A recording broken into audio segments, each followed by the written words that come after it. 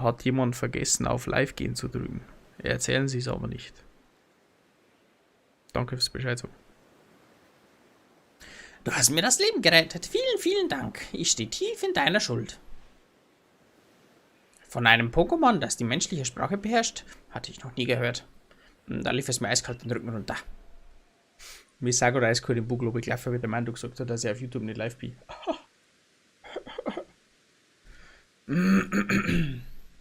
Jetzt darf sich das aber durchaus geändert haben.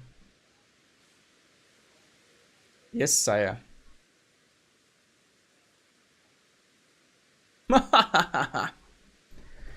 In meiner Heimat weiß jeder, dass seine Stimme an menschenleeren Orten nicht auf Gespenster hindeutet, sondern auf Plaudergei. Dein Boss ist aber auch da, Späßli. Hallo Boss, guten Tag. Sind Sie auch da? Ich habe keinen Fehler gemacht auf der Arbeit, es tut mir leid. Vielen Dank, dass du Jirochi gefunden hast. Jetzt kann er endlich das Lager errichten. Ja, das war jetzt ganz wichtig, dass wir da einen Schnellreisepunkt haben. Weil ich glaube, ziemlich da danach ist dann das Almagnis. Messi. Ah, der Doktor. Grüß Gott, Herr Doktor. Dieses Basislager hat eine wunderschöne Aussicht. Hier scheint der ideale Ort zu seinem Pokémon zu erforschen, die in Wassernähe leben. Das war der Plan.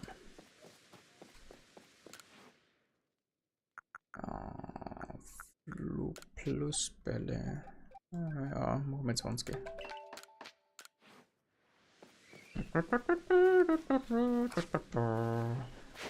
Da ist fast tot. Wir sollten vielleicht noch schlafen. Bis zum Morgen.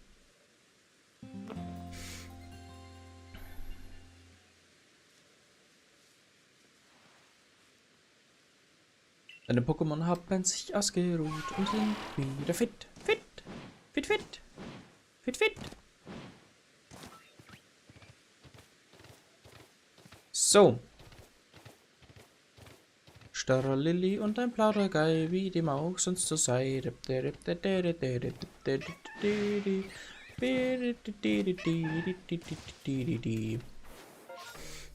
wir die Hauptmission weiter. Genau, Inselkönig. Nach vorne und links. Da müssen wir jetzt noch, soweit ich das im Kopf habe, Zwicklerpop liefern. Ah, da ist ein Doggetri.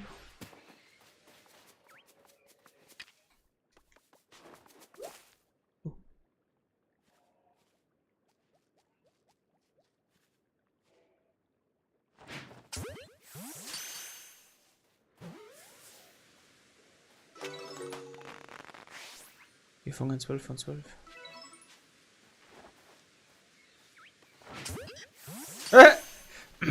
Ich meine.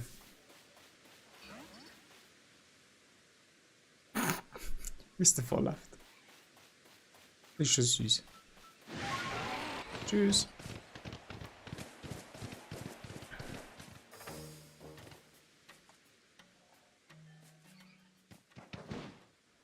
Streams 5 Minuten. Nein, nicht ganz. 20 Minuten und ich kenn's schon im Haus. Erkältung kickt. Erkältung kickt richtig.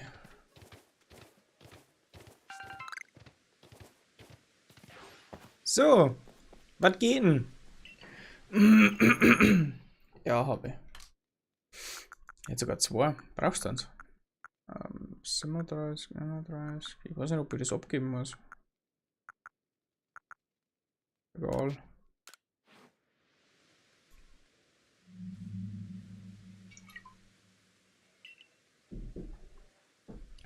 Gut, mal sehen.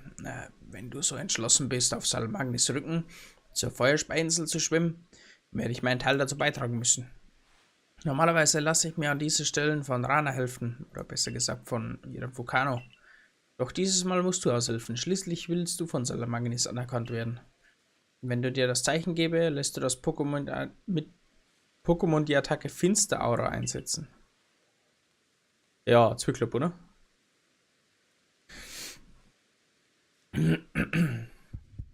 3, 2, 1. Ich habe einfach zu viel Angst. Los nochmal. Na gut. Das Runterzählen hat mich noch nervöser gemacht. Am besten wir legen einfach gleichzeitig los. Und los.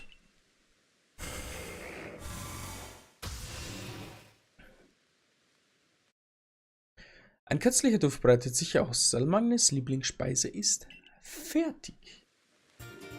Oribia. Salmagnis Kloß. Oh, Bouvron. Und dieses Aroma. Perfekt. Die Form. Auch perfekt.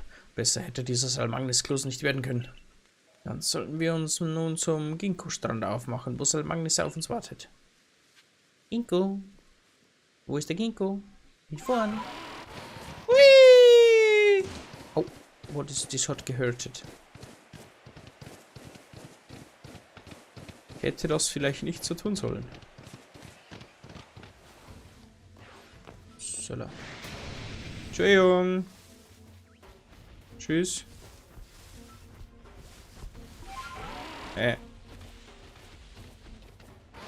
Ich glaube, ich gehe lieber nach unten, bis das Ausrufezeichen weg ist.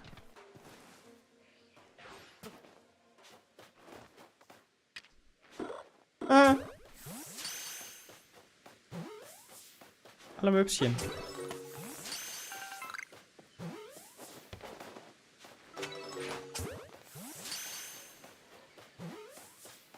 Fangen wir einfach ab. So. Sei Forschungsdurchbruch. Forschungsaufgaben erfüllen und nebenbei. Ja, hi! Hi, Mandu! Wie geht's? Geht's gut?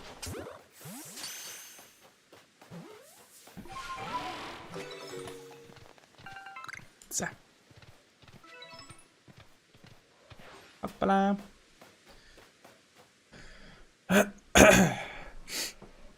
Ich habe schon auf dich gewartet, Manu.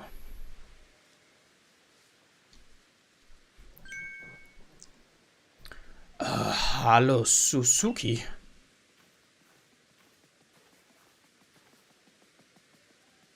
Oh, Rana. Es ist nicht schlecht, wenn wir zusammen gesehen werden, oder? Manu wird uns schon nicht verraten. Außerdem wollten meine Fukano und ich Salmagnis so gerne mal wiedersehen. Wie du meinst, dann werde ich Salmagnis jetzt rufen.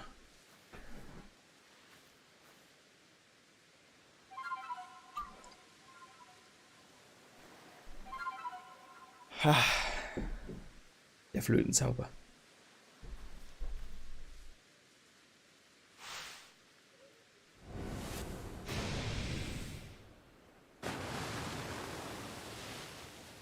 Hallo? Wie?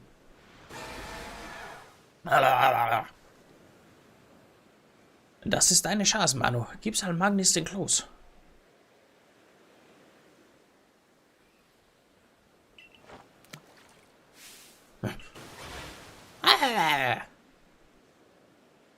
Salmagnis.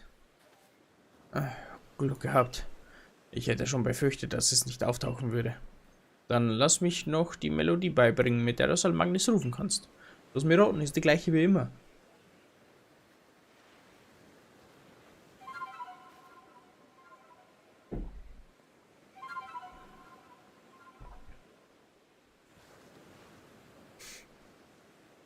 Salmagnis hat sich deine Melodie eingeprägt.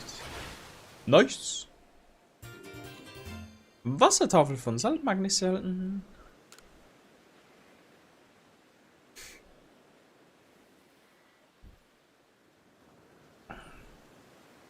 Salmagnis wird es dir ermöglichen, das stille Binnenmeer zu überqueren und so die Feuerspeiinsel zu erreichen, Manu.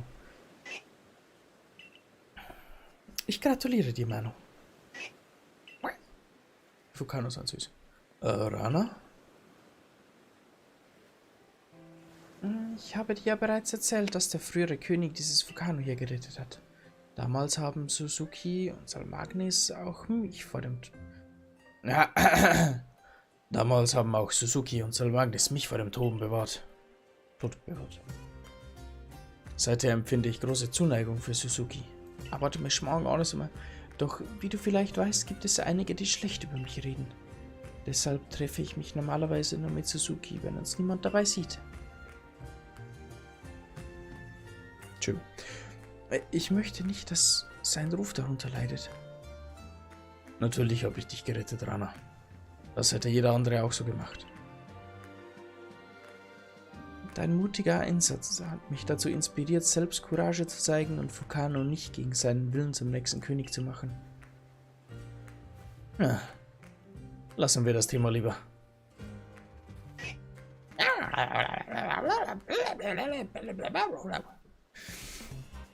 Hör zu. Wenn die große Schwester spricht, einmischen in unsere Pläne erlauben wir nicht. Gestatten. Dies ist ja der Dorn in eurem Auge. Ich bin so stachelig, dass ich es selbst kaum glaube. Die mittlere Schwester, das bin ich.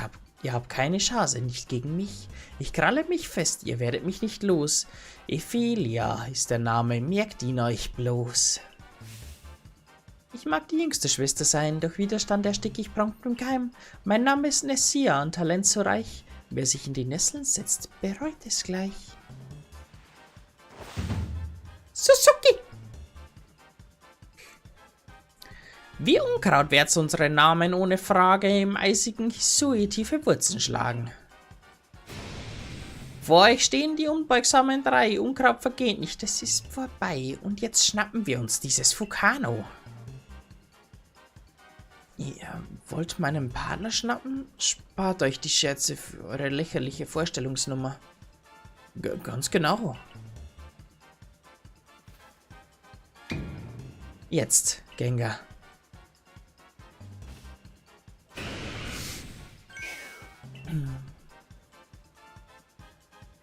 Na, das ist Fischi. Das Kleine ist... Haumtaucher! Habt ihr es bei der Geschichte nicht aufgepasst, oder was? Fukano gehört jetzt uns. Nur wegen der Einstirnigkeit des Diamant- und Perlkleins haben wir uns hier in Hisui so schwer. Wenn wir in Freiheit leben wollen, brauchen wir mächtige Pokémon. Wir werden nicht dafür sorgen, dass Fukano richtig stark wird. Wir werden es sogar zu einem König machen. Gehen wir zurück in unser Versteck. Dort ist es so heiß, dass uns niemand stören sollte.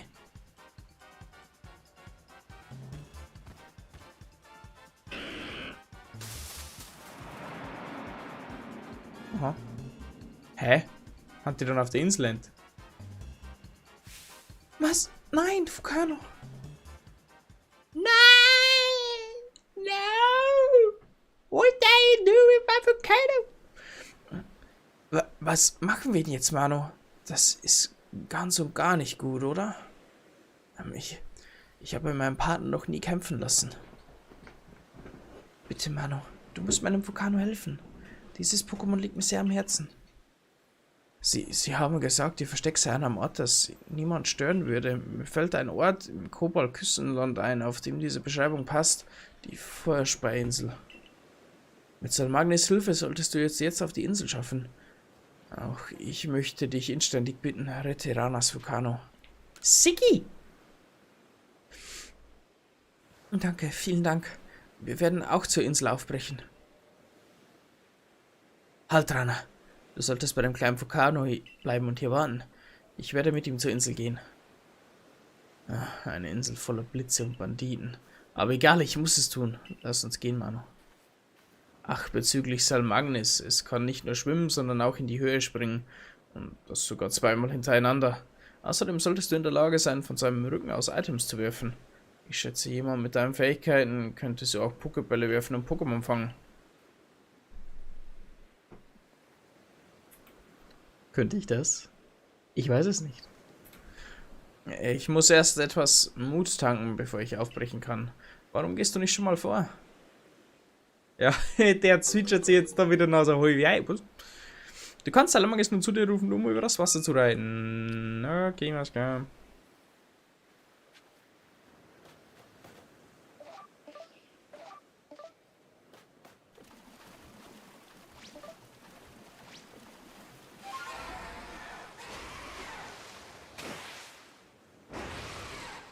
Oh!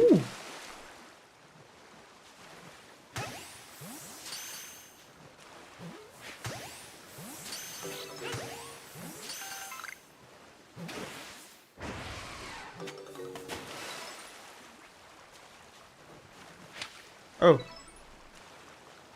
Und hoppa. Und hoppa.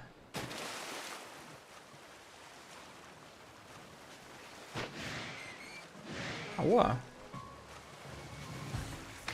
Weil das hört so much. Okay, aber das sehe ich schon. Das macht schon Spaß. Wann denn die so aggressiv? Aua!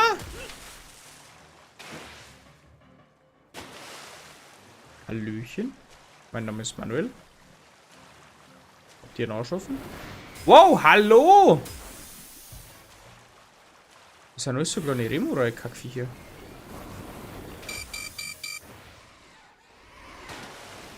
Ich verdufte dann mal lieber. Ich wünsche Ihnen was.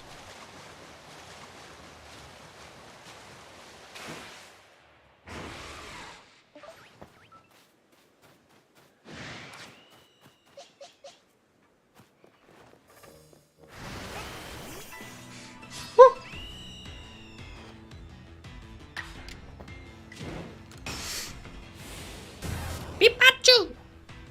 Bibbidi-bap, dip, chichu. Bibbidi-dat, wo ist mein Pikachu? Bibbidi-dat, Pikachu.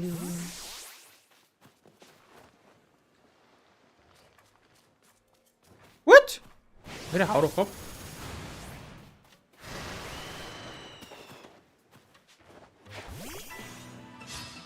Na los.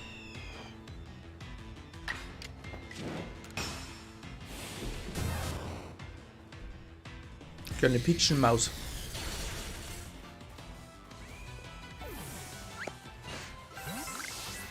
Selbst umsonst oder wie laufen das da herum? Das ist ein Höhleneingang.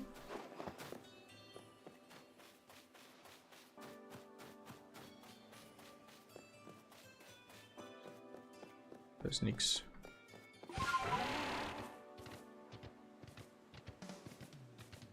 So, genau. Das ist ja jetzt.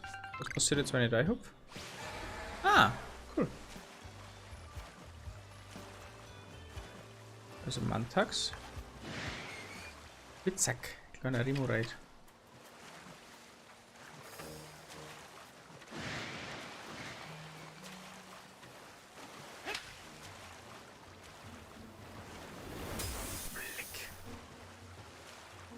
Was ist denn mit die?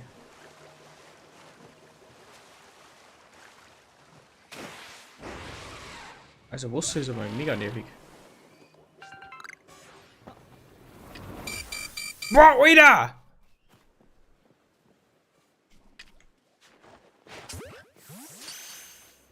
Hau mir ab. Schalillos. Catch the Schalillos.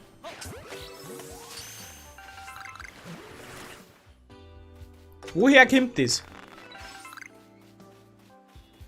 Ich hau's um, ist mal ernst. Aber woher kommt?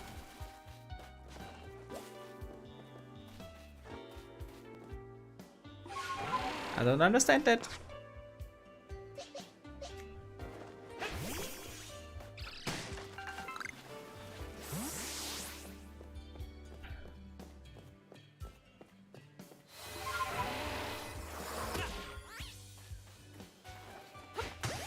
Grazie auch lieber ein Viertel.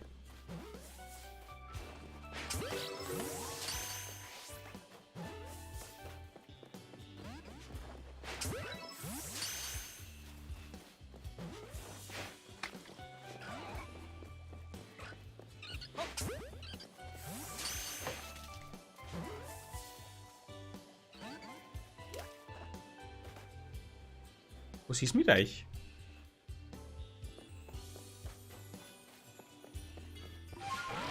Okay. That's not as easy as I thought.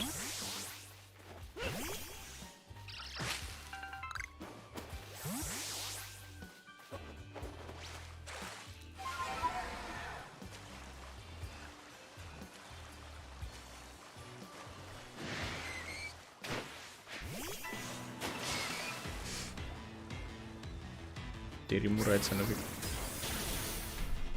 wirklich penetrant.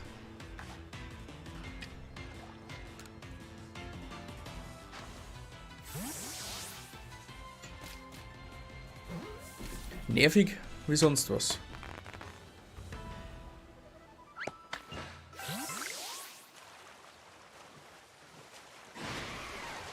Schon wieder das nächste. Ja!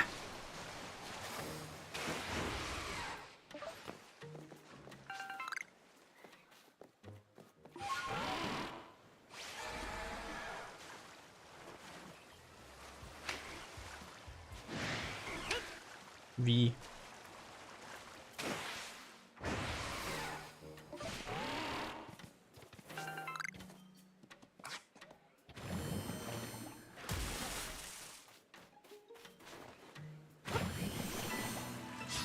Wie schaut das eigentlich aus, wenn meine Pokémon am Wasser... Ja, okay, da geht schon mal. Darf ich vielleicht auch mal einen da angreifen? Ich meine ja nur, für Frau von Freund.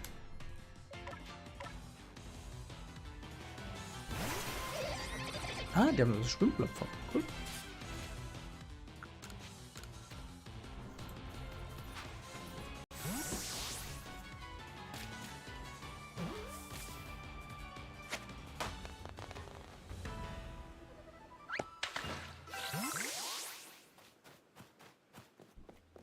So ist es aus.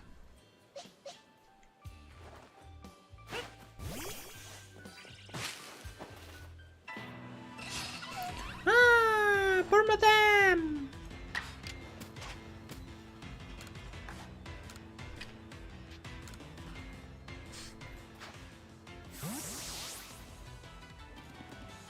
Hello? Puff, puff. Klasse, Mann. Burmadame wurde gefangen. Wir gehen jetzt nochmal geschwind healen.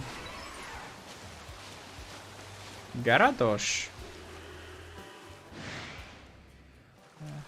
Sind auch nicht so geil drauf.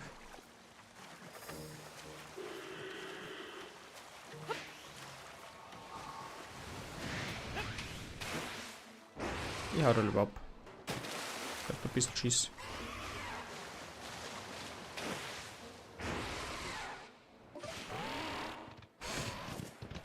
Geschwindes Lagerzug. Ich brauche mehr Pokébälle, Hyperbälle, Superbälle.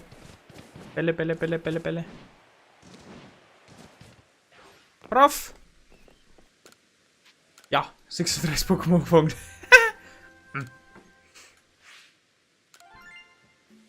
Okay, 22.000. Finde ich gut. Okay. Okay, gelangt für den nächsten Rang. Na, dabei noch nix. Ich möchte noch craften und schlafen und bis zum Mittag. Und dann brechen wir nochmal zu der Feuerinsel auf. Aber das Wassergebiet ist schon überhaupt nicht mehr mal wieder. Da die ganze Zeit irgendwo und du siehst keine Maps und.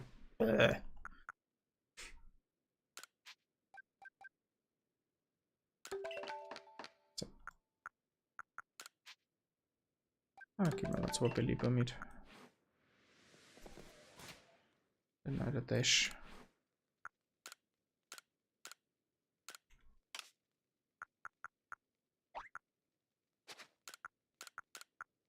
Wo ist dabei mal ein Gummi?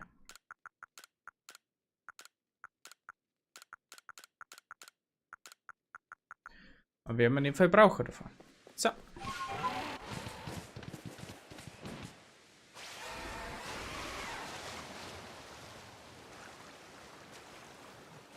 Frag mich, wieso ist du zum Beispiel an die Garados da rampirschen? Kannst du gar nicht.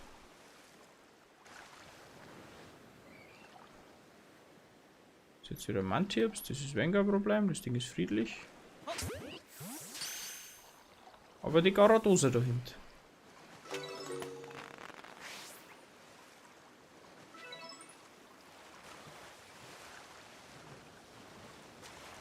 Ja.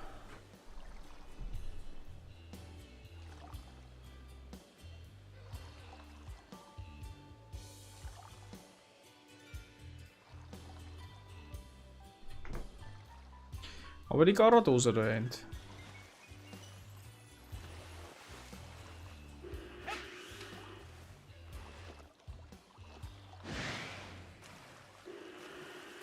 Also ob ich das auch nicht gesehen habe, weißt du schon, weil getroffen habe, weil War noch 5 Kilometer weg. Ist ja eh ganz klar! Mein Gott, Boy ohne Gas. Da hupft er drauf. Das ist gleich mein Gleichter. Das ist nämlich gar nichts. So. Hui. Was ist denn da? Hallo? Schon wieder gesehen worden. Tentacher. Haben wir Tentacher?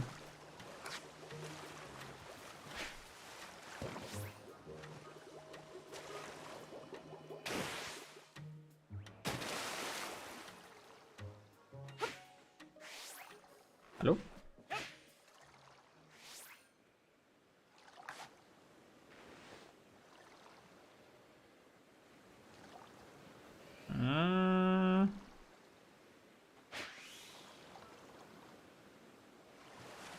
Okay. Send not.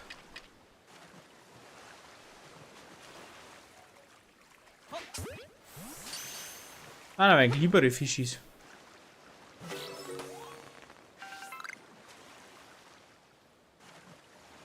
Fineons. Schau. Schau, wie süß das die umeinander planschen.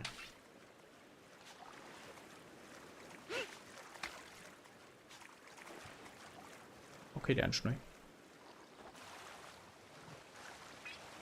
Hoppa.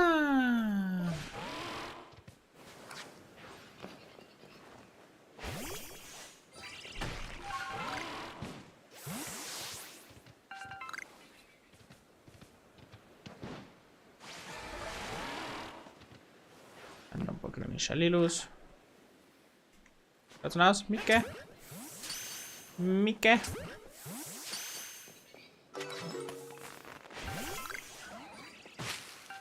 Uns ist Ausbruch im Bescheid. Willst du nicht, Micke? Einfach ein Pokéball gegen den Kopf geworfen. Ah, gehst schon mit. Nicht? Aber was ist Leli los? Komm.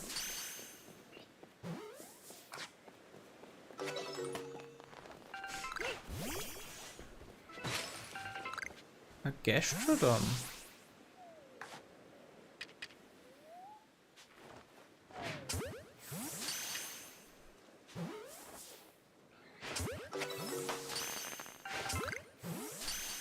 Das schaut gut aus. Nice!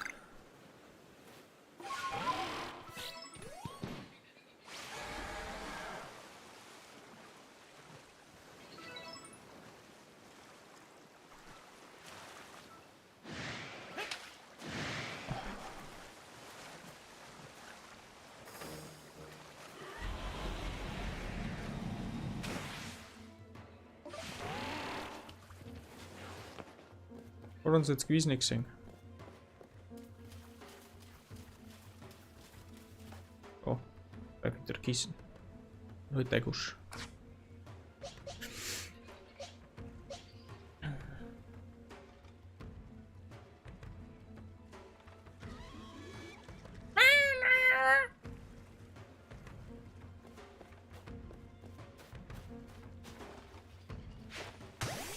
Jetzt hat sie sich geschreckt. Level 160. Hm.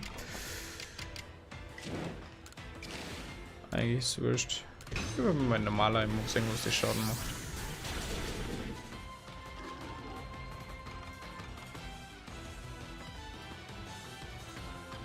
Okay.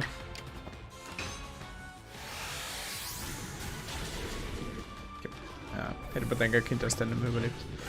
Der Jail.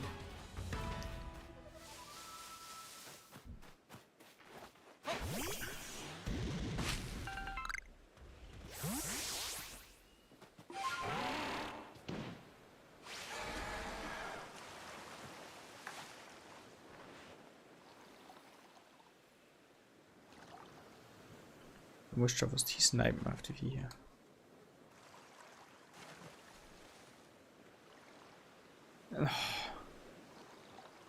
Not so fast, please. Das gibt's nicht.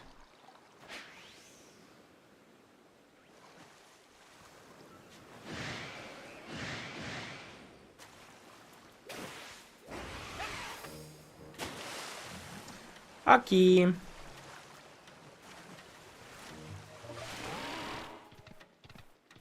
Wer ist denn da mit dem Boot schauen können?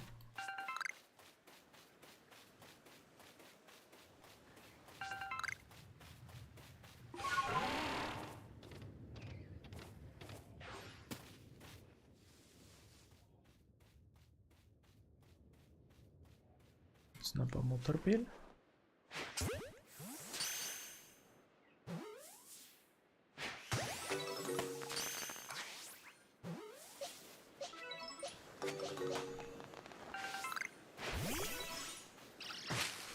Wir fangen 3 von 4, der lebt und 3 machen eine. Haben mir die Welt wieder wie sie mir gefällt. Wir müssen wieder mal eine Ressourcenfarm-Folge Stream einhauen, oder? Ich sitze mir einmal selber dran, da mal die Ressourcen noch farmen. Ich habe nicht mehr so viel Erze.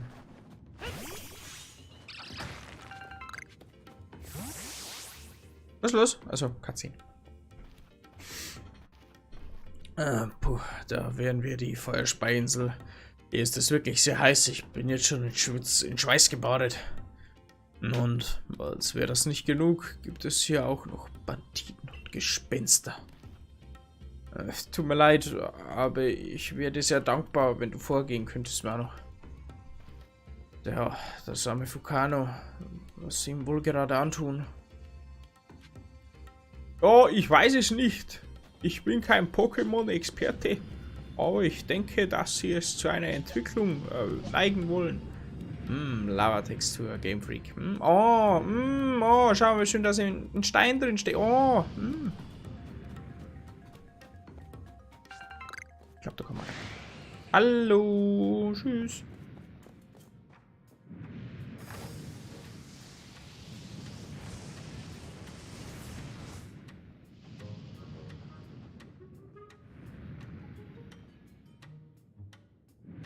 Ja, kommen wir da. Kackvieh.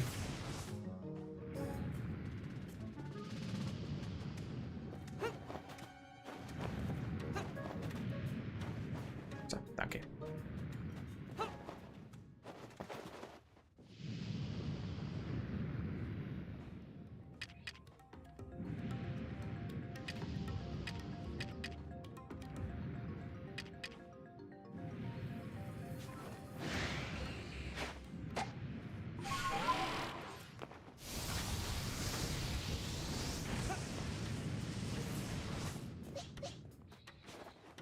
Ah, frischer Raptor.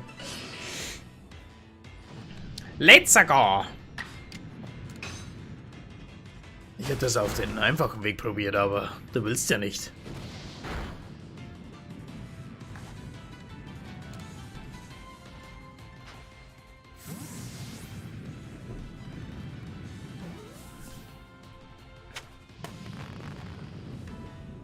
Klasse, Mann! Magma wurde gefangen.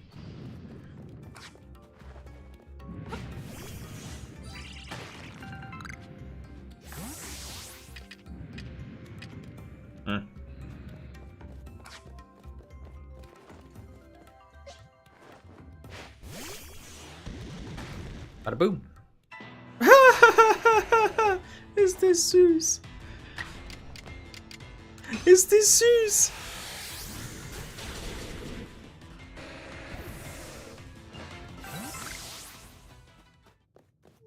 Mana Geisterlicht.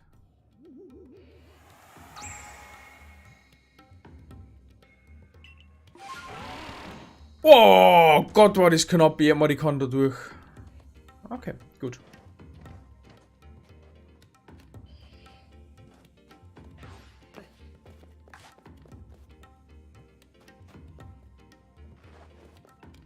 Das gibt's nicht.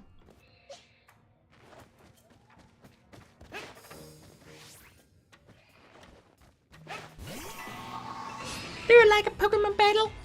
Oh yeah, I like a Pokemon battle.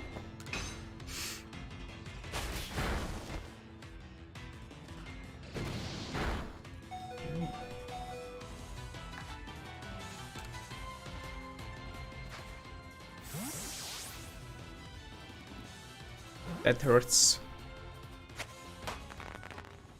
Bast. Jetzt kann man direkt noch mehr heilen. Trank. No ein Trank. No ein Trank. Für die.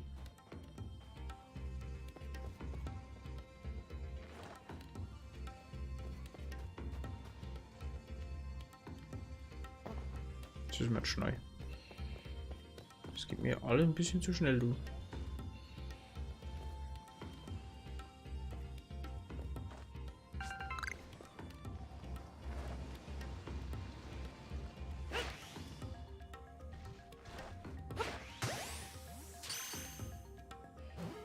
Hm? Hm.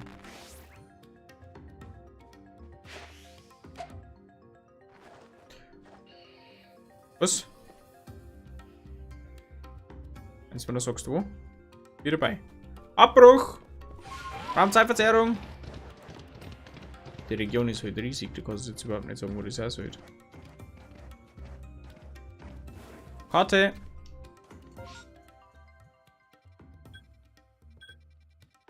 Da herum.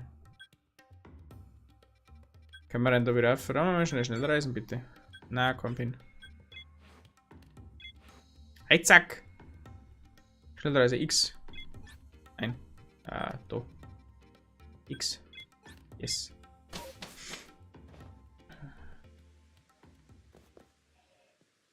Ich sag mal da. Ich sag mal da. Der sagen wir können aber Bälle, aber grundsätzlich Bälle. Und dann da wir noch geschwind einlagern.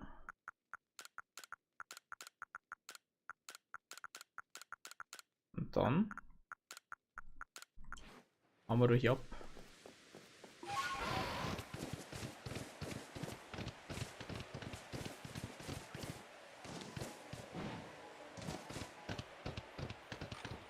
Tschüss. Bis Süßen.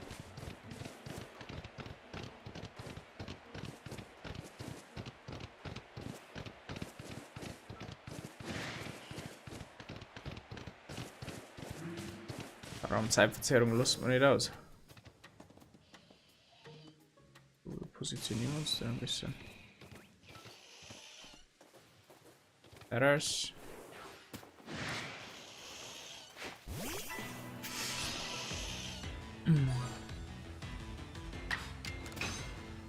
Ich sag mal da. Sagt der Manu ist er da, weil der Manu die war da.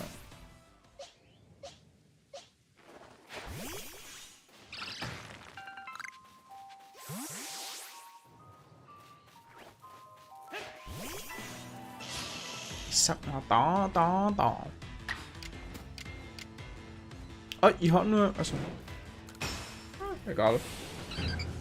Jemand jetzt schon Flugattacke auf der Kritik. Aber dem ist nicht so.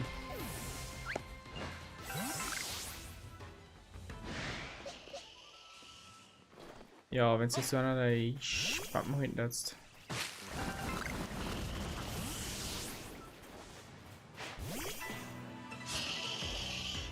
Jetzt direkt vor, wenn Kui Paras und Parasek mehr da oben anhupfen.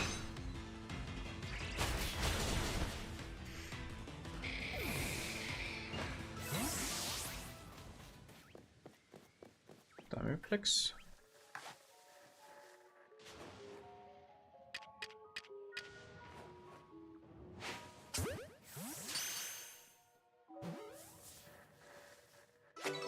Okay, wir haben die Europa-Ebene.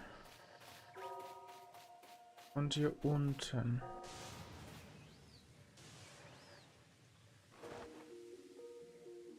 Motorpel.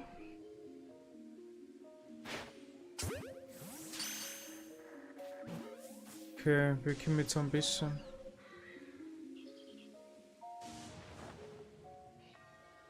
Ah, da können wir nicht um.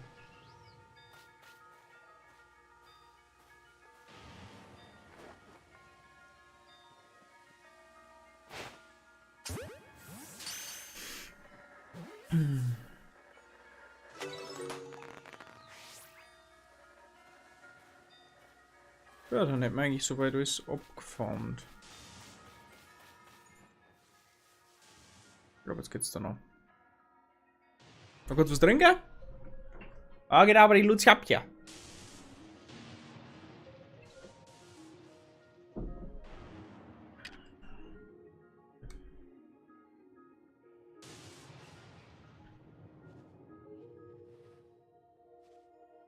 Da haben wir ein Feudel, dort hier vorne haben wir ein Feudel. Ich brauche eigentlich Feudel zum Verstecken. Und dort unter dürfen noch 2 sein. Aha, aha, aha.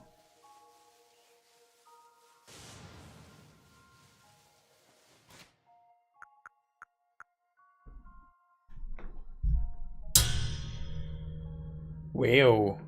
Okay, alles gut.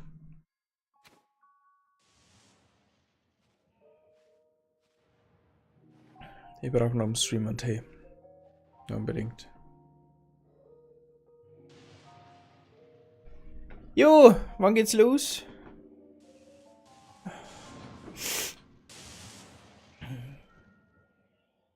Dauert das sowieso noch? Ich weiß ja nicht.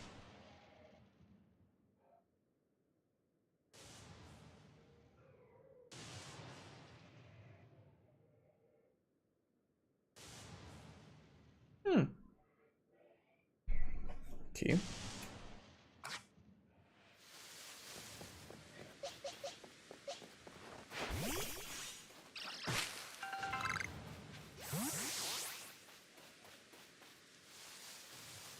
I don't know what's going on here.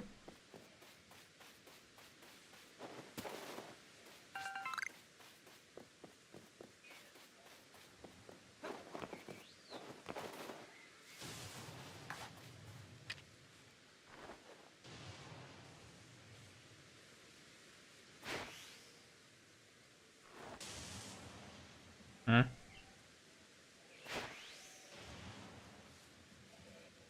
Ich verstehe die Frage nicht. Jetzt respawnen sogar schon Pokémon. Du hast nichts gesehen. Wie? Sag mal, Parasek, willst du mich eigentlich...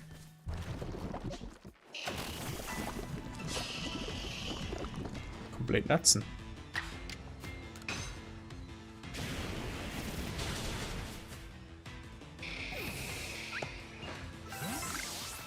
Jetzt auch noch.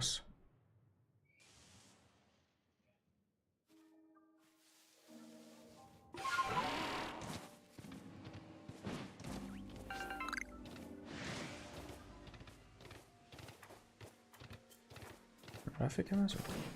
So haben wir Raffe können wir. Dann passen ja nervige Paras. Kennen sie jetzt gar nicht aus?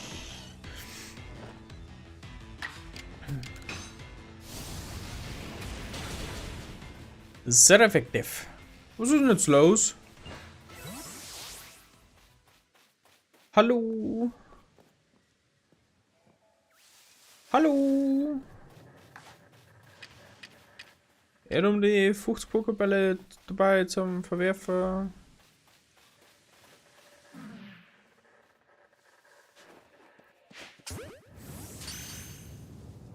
Oh.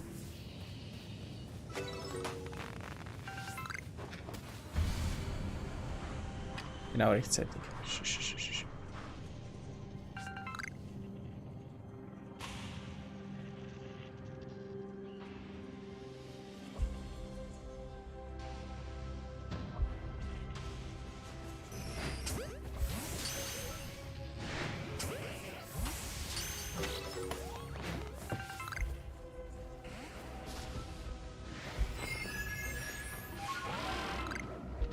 Items neu sammeln. Und er darf schon was Neues kriegen. Ist egal. Aua.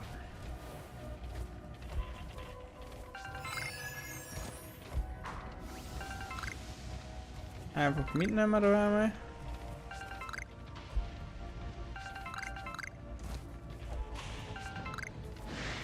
Ja, ja, ist gut. Ist gut.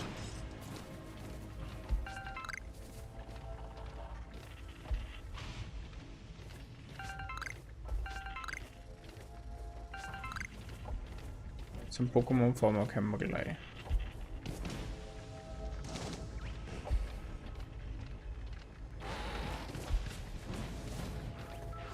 Ah, shit! Das war jetzt Kehrpferd.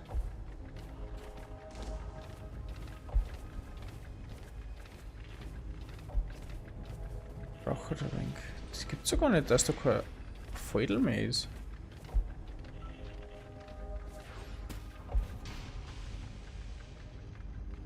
Okay, gut.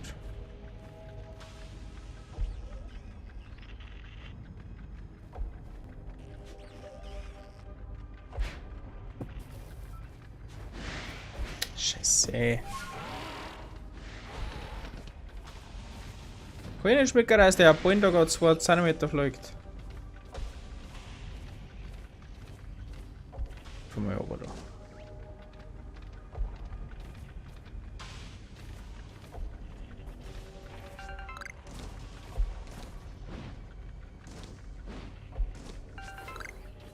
Snowball.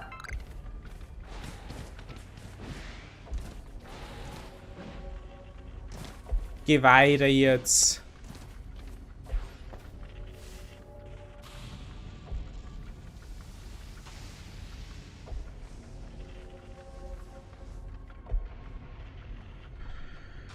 Hallo?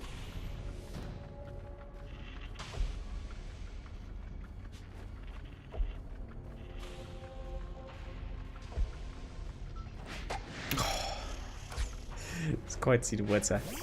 Geh einfach weiter. Burn it.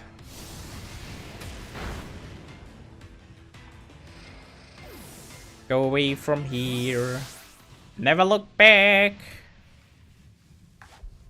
Because shine and shine forever.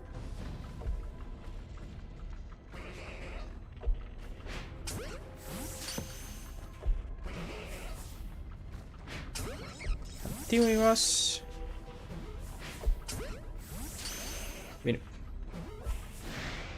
Es ist so klar, es ist einfach so klar.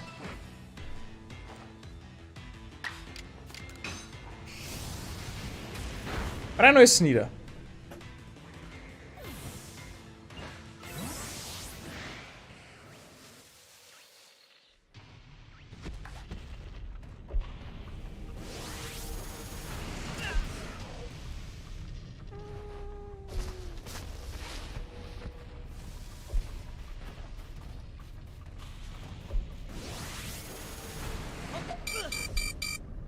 Ja, ich hab's verstanden.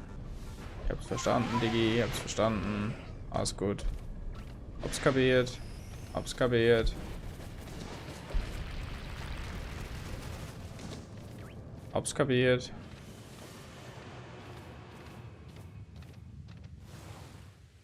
Au.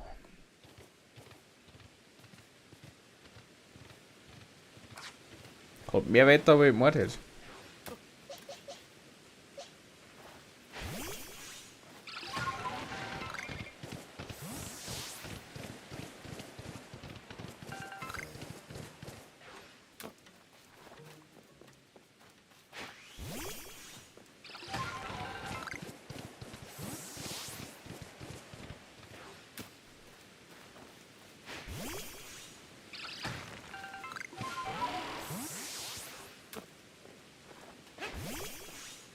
Ein paar Ressourcen mitnehmen. Hast du gesehen? Das Putzel ist mir wurscht, das große nicht.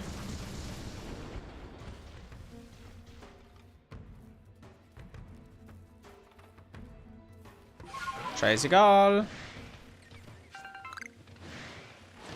Das Leben geht weiter.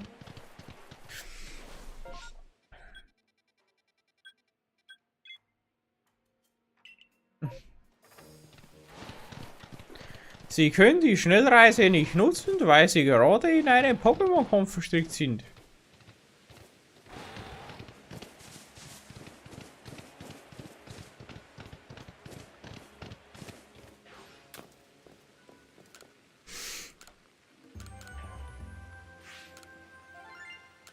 So Vorher haben sie mich gar nicht fangen lassen. Ich muss jetzt definitiv dann einmal Basis zurück und muss mir die Hyperbälle holen.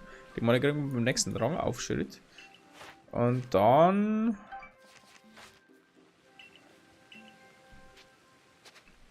Nichts bleibt noch da.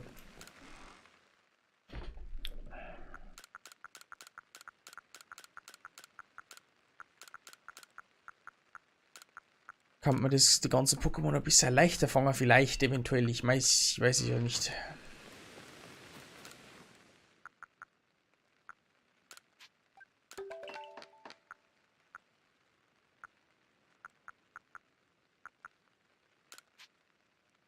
Achso.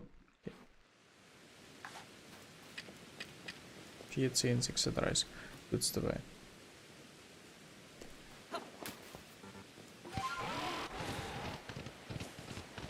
Let's go! Let's go!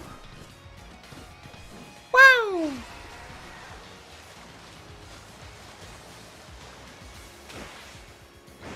Ah, das ist schon cool. Das gefällt mir schon.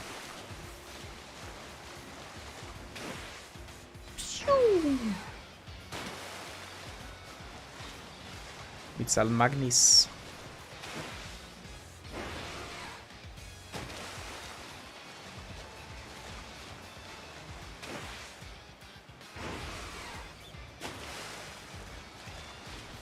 Bisschen rumsurfen, da war eine Höhle.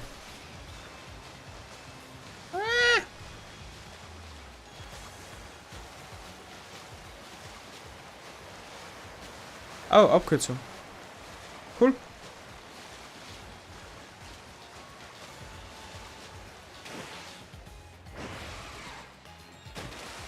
Überbrückung. Sag nochmal, wenn ich das nicht treffe.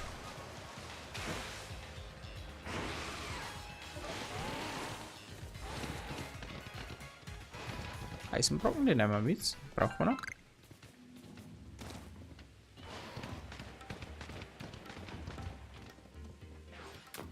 Hast du mich schon gesehen, oder?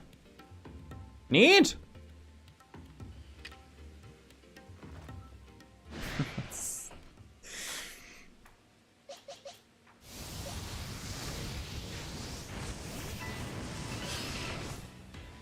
Hätte mir jetzt aber stark gewundert.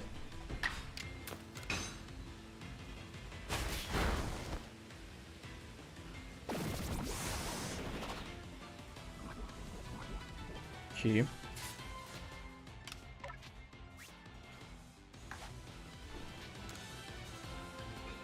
Ist mir egal. Ein weiteres Magma für meine Sammlung. Ich darf langsam mal Pokémon zurückschicken. Ich glaube, dass langsam meine Boxen am Rande der Überfüllungsgrenze sind.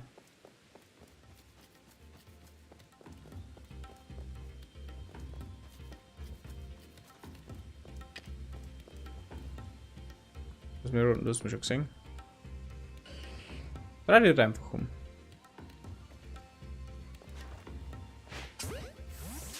Gut gemacht. Bist der Burner.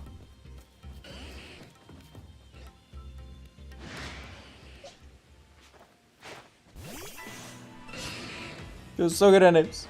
Ja, was?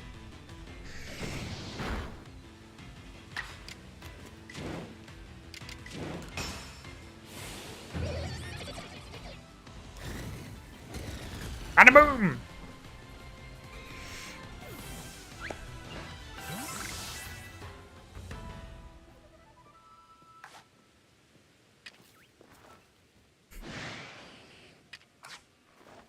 Ah, 5 Kilometer Entfernung.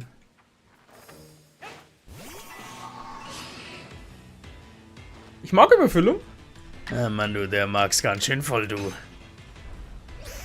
Voll kräftig, mundig im Seingeschmack, der Mann, du, wie er es schon mag.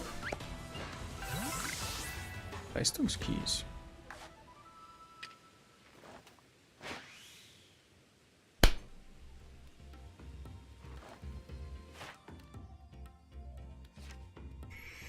Na. Was klar.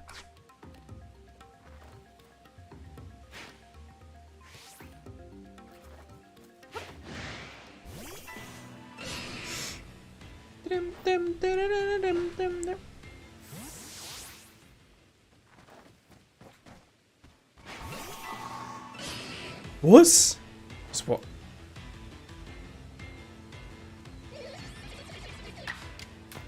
Was war denn das?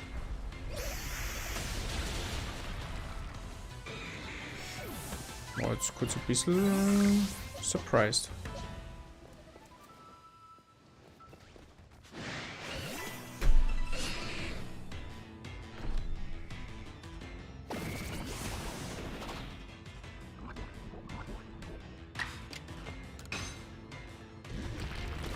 So geht nichts mehr.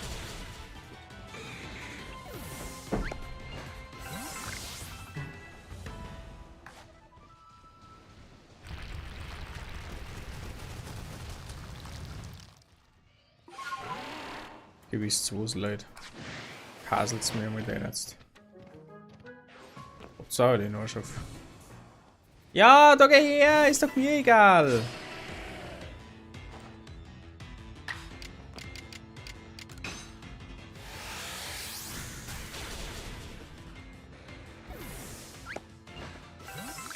Do you speak English oder was? Yes, of course, a little bit, because of the English training in the Grundschule. You know about that? Wenn jetzt Gengar kommt, gehen wir mit runter. Hallo! Hallo!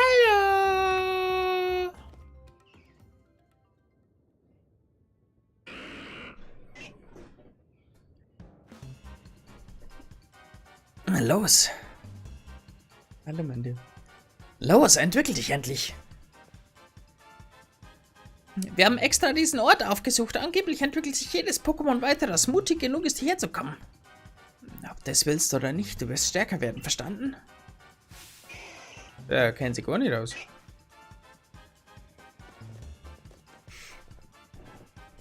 Dieser Störenfried schon wieder.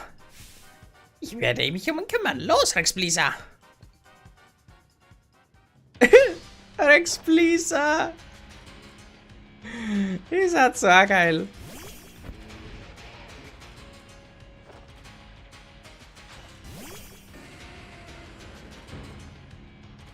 Dürfte ich Ihnen kurz etwas demonstrieren? Dankeschön. Das war's. Vielen Dank für Ihre Aufmerksamkeit.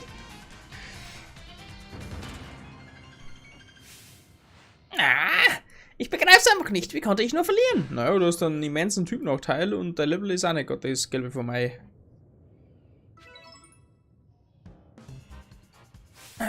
Dachtest du etwa, ich würde mein armes Rex Blizzard bei dieser Hitze mit voller Kraft kämpfen lassen, hä?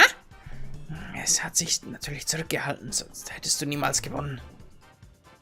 Warum hast du dann überhaupt erst in den Kampf geschickt? Jetzt sind wir dran, Toxiquack. Lass sie in diesem Gift baden.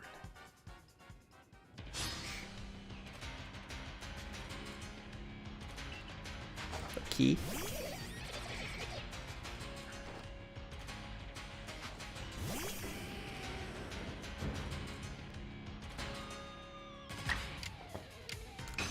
Dürfte ich Ihnen etwas demonstrieren?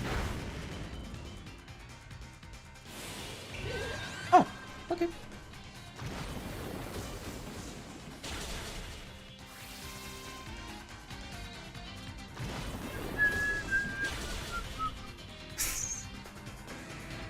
Dürfte ich Ihnen etwas demonstrieren? Staraptor bitte.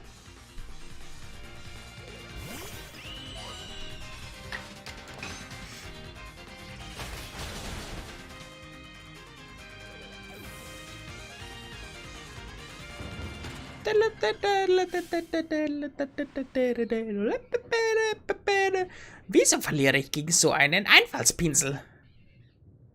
Das bringt mich zu den Knochen. Das bringt mich echt zum Kochen. Babene. Babene, meine Penne sind auch beim Kochen. Da habe ich mich wohl selbst in die Nesseln gesetzt. Ich hab's ja schon gesagt. Ich habe noch eine Rechnung offen mit der Galaktik-Expedition.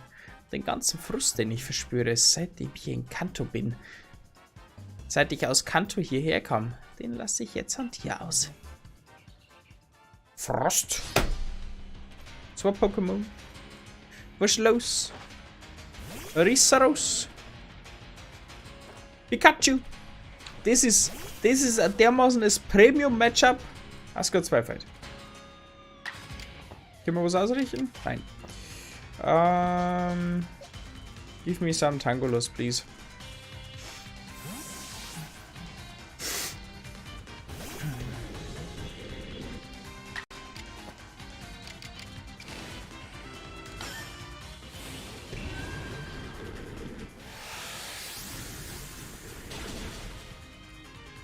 Yes! So einer Gengar. Ja.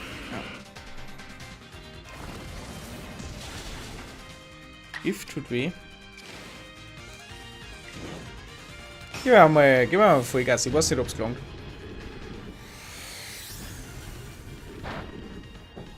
Ja, glaube nicht. Sogar einen Volltreffer.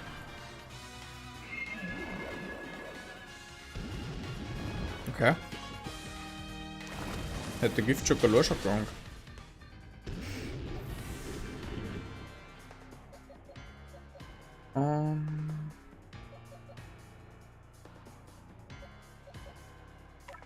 Pikachu.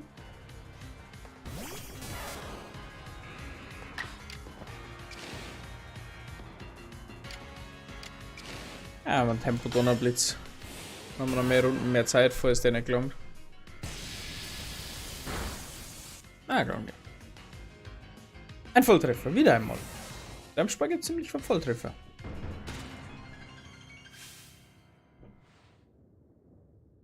Ich muss besser aufpassen. Jo, ja. 2 sind draufgegangen, die haben es nicht überlebt, du. Moment mal. Wir wurden alle besiegt. Schwesterherz, Rex Blizzard und Nassius Ness Toxicquack sind jetzt wieder fit. Solange uns die Tränke nicht ausgehen, können wir immer weiter kämpfen. Ja, können wir. Wieso kein Ding? Oh, das kleine Vulcano. Hey, was soll das, du Zwerg? Du gehst mir ganz schön auf den Zeiger, weißt du das? Jetzt pass auf, jetzt entwickelt sie sich. Erteile ihm eine Lektion, Toxicquack. Tut mir leid, du wirst noch ein bisschen mehr schwitzen müssen, Rex Blizzard. Auf in den Kampf! Nicht, Vulcano. Du kannst nicht alle 3 auf einmal besiegen.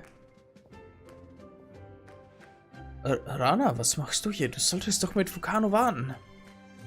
Es ging nicht anders. Vulcano ist einfach ins Meer gesprungen und zur Insel geschwommen. Wie bitte? Es fürchtet das Meer doch so sehr, weil sein Vater davon verschluckt wurde. Besonders Feuer-Gesteins-Pokémon im Wasser. Vulcano. Aru?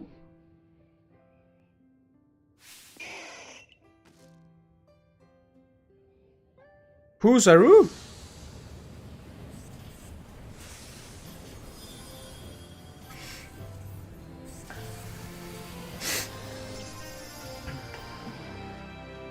Cool. Es hat seinen Mut bewiesen. Das Junge des verstorbenen Königs hat sich... es fand die Stärke vor seinem Problem zu stellen. Darin lag die wahre Probe des Mutes. Ui, schreibt der Manu. Ui. Was passiert hier gerade? Wieso entwickelt sich dieses Pokémon? Spürt ihr auch, dass irgendetwas nicht stimmt? Ups. Na, mei.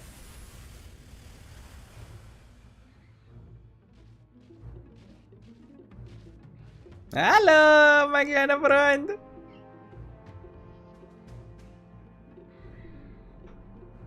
Do you speak English? Was? Pass auf, Rana.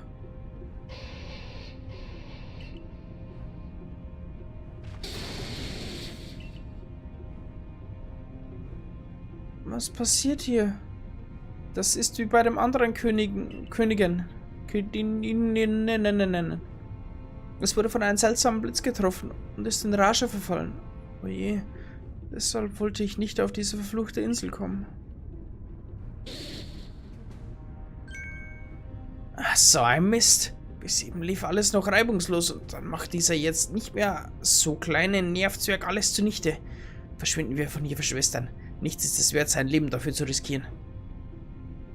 Ja, aber ich meine ja gut, wir sind ja auch noch da. Ich meine, was ist... Warte gefälligst, das ist eure Schuld.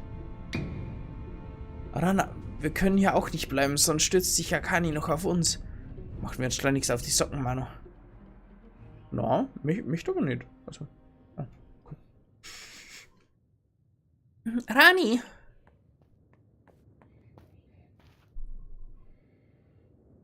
Was wirst du wegen Fukano, nein, wegen Akani unternehmen?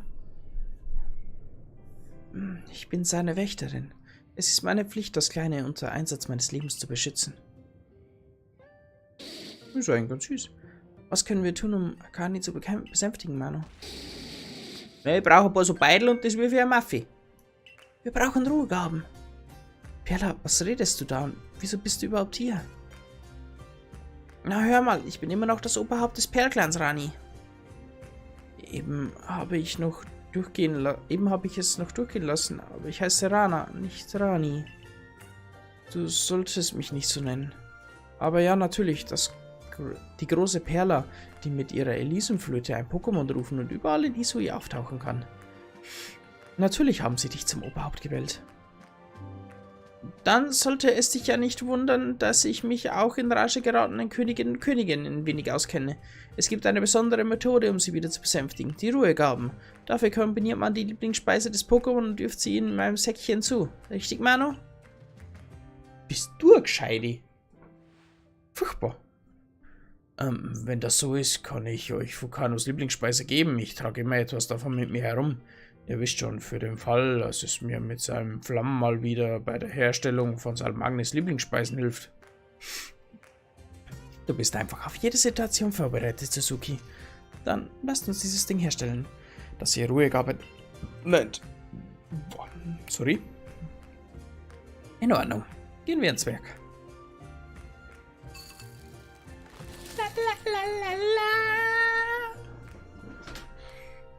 Fertig.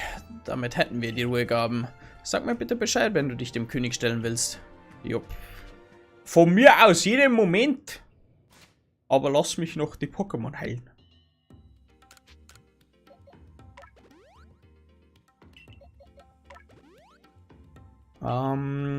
Für einen Kampf dagegen brauche ich... Staraptor mit Nahkampf. Ist der für das Sinnvollste, dieser. Oh, hoppala. Oh, hoppala. Hoppalöchen. Da kann dein Angriffslevel jetzt kleiner steigern. So. Jokinas! Starten wir hin! Ich bin bereit. Ich war noch nie in meinem Leben bereit für irgendetwas, aber jetzt bin ich bereit. Bitte kümmere dich um Akani. Es mag jetzt ein König sein, aber diese grenzenlose Wut bereitet ihm sicher große Qualen. Sei bloß vorsichtig. Der frühere König könnte eine verheerende Attacke entfesseln, nachdem er seine Weile stillstand und um sich herum Licht bündelt. Denk daran, auszuweichen, damit er dich nicht erwischt. Ich meine, okay, wir schaffen das schon irgendwie.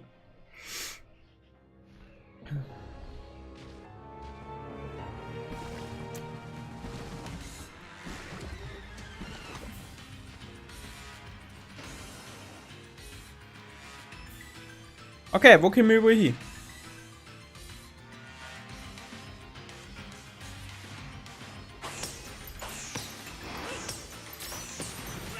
Wow, okay.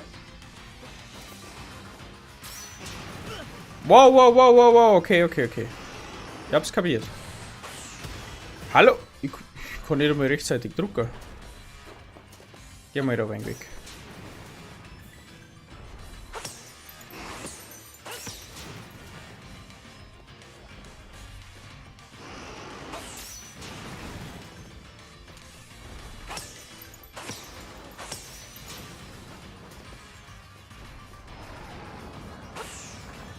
Okay. Was passiert da? Was passiert da? Okay. Hau ab. Wow!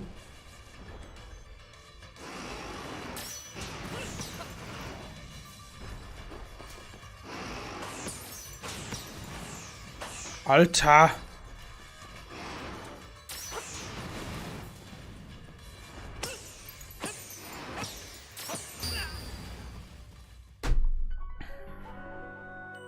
Ist noch dran gestanden. Okay, zumindest. Ja, ja. Ist ganz schlecht worden. Ja, völlig.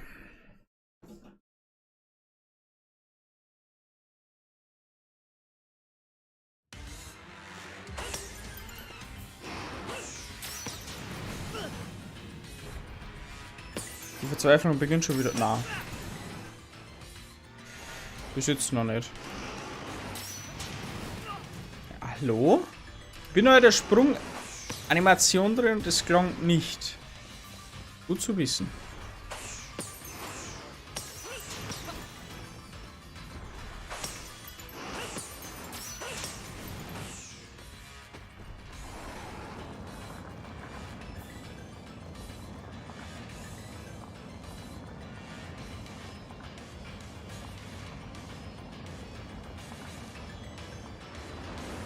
Jetzt.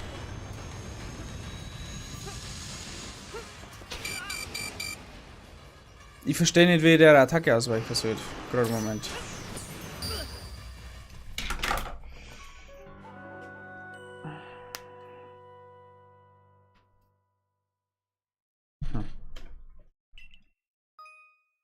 Wenn er kann, seine Kraft sammelt, bereitet es einen Flammenangriff vor, dem nicht auszuweichen ist. Beeile dich und wirf so viele Ruhegaben wie möglich, um seinen Angriff zu verhindern. Ach so! Na, ich verzweifle nicht. Warum sollte ich? Immerhin ist das nicht Dark Souls. Oder Elden Ring. Da glaube ich, kann man verzweifeln, aber da. Okay.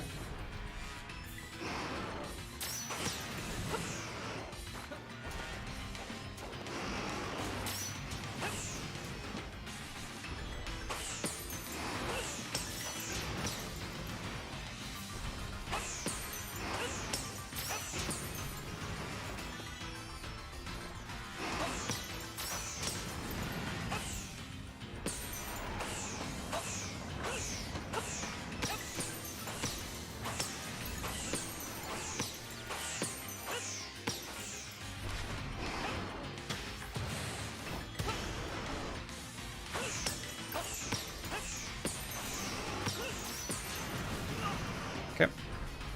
Schlecht ausgewichen.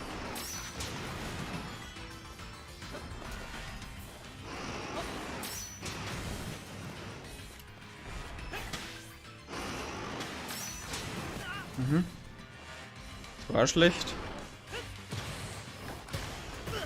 Okay.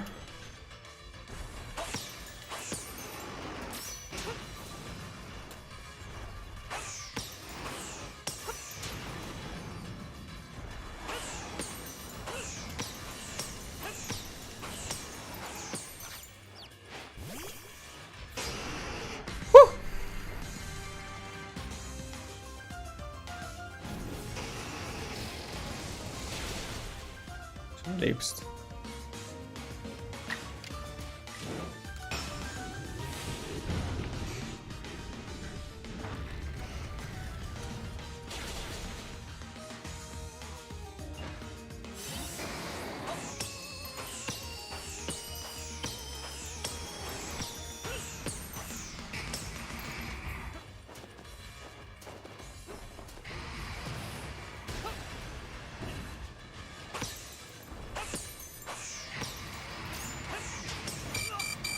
Okay, wow.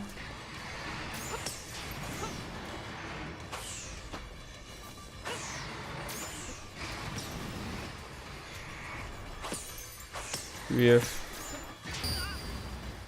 Scheiße. Ja, den nach vorne springen sollen. Hab's schon verstanden, alles gut.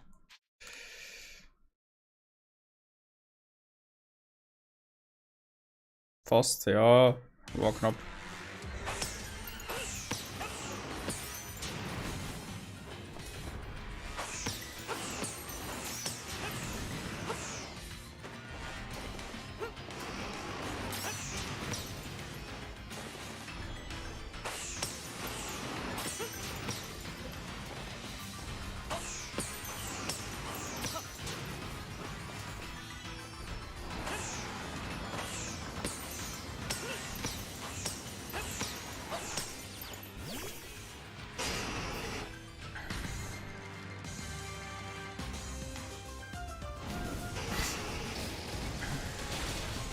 Aber jetzt haben wir soweit.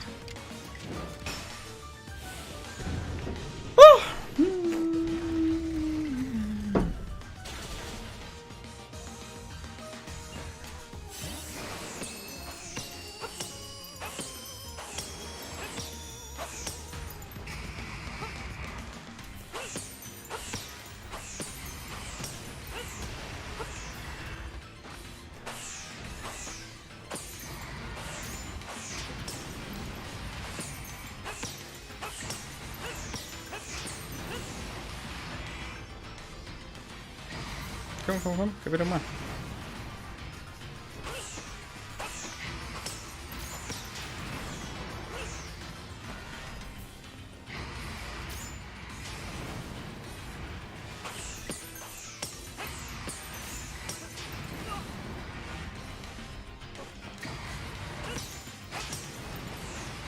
War eher unvorteilhaft.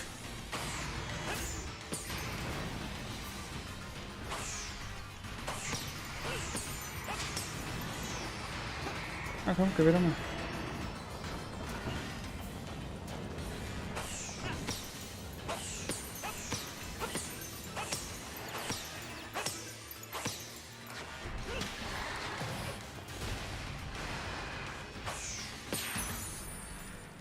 Yes! Oh, alter Vater.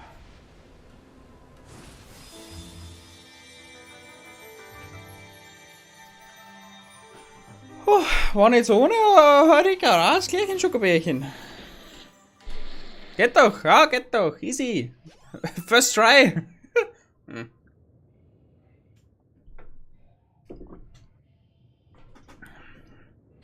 Oh, schauen Sie mal, Klickerl. Seht ihr das auch? Das Licht, das aus Akanis Körper geströmt ist, es verschwindet im Riss im Himmel?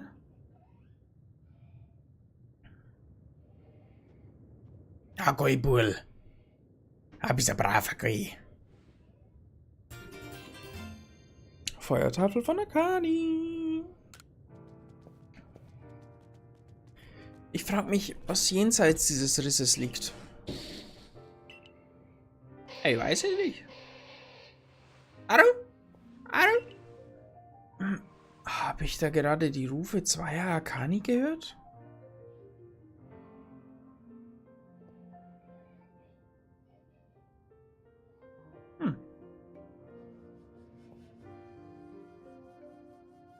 Verstehe. So ist das also. Fukano.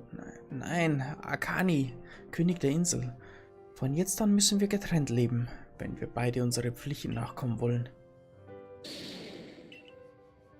Keine Sorge, du bist jetzt stark genug, wesentlich stärker als ich sogar. Erfüllen wir unsere Pflichten als König und Wächterin. Geh nun, mein König der Insel.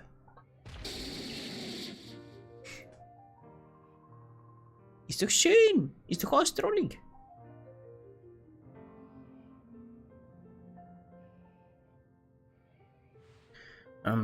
War ich der Einzige, der den Ruf des früheren Königs Akani gehört hat? Ja, das hast du dir nur eingebildet.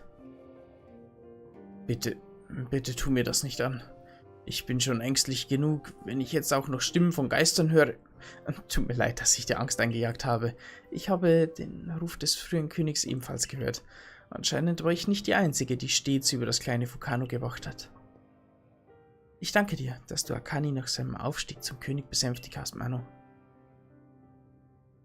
Eigentlich hast du schon genug für uns getan, aber ich möchte dich trotzdem darum bitten, auch Piella weiterhin zu helfen.